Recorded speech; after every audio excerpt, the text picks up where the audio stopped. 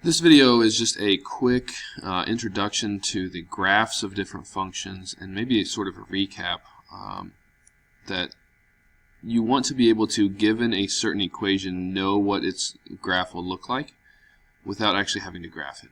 So in this first row we have linear functions.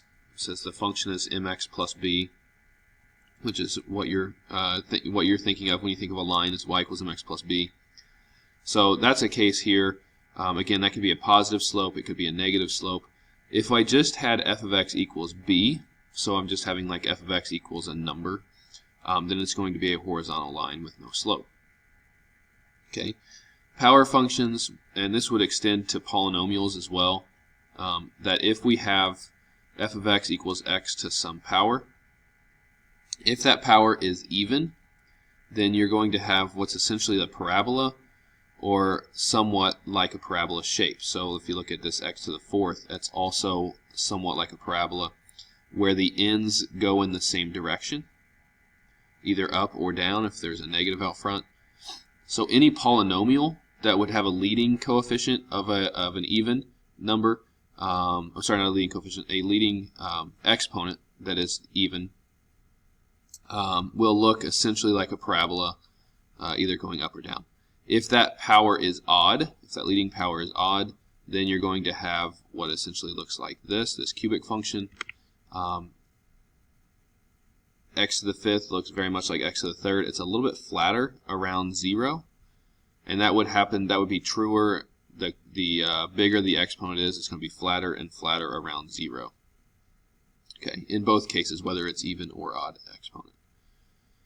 Okay, root functions, kind of the same as what we just looked at with power functions. If I have a square root or any even root, it's going to look like the top half of a sideways parabola.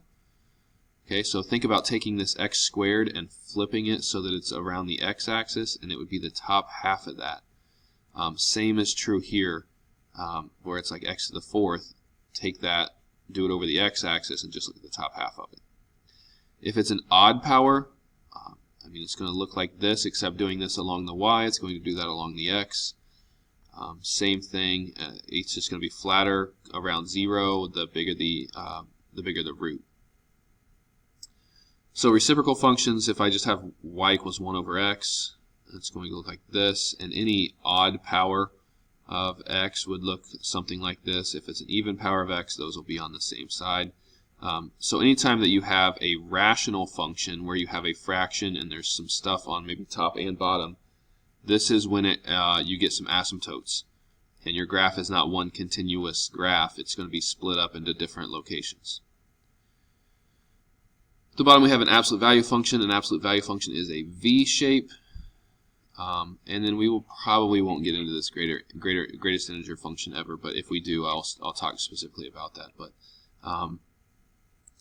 so the main point of this is knowing, if you are given a function, what the graph looks like, or maybe vice versa. If I give you a graph, being able to say, oh yeah, that's a cubic function, or that's an odd, I know it's an odd power. So knowing, what a graph looks like or what the equation might look like given the graph, it's an important skill to have in being able to recognize functions.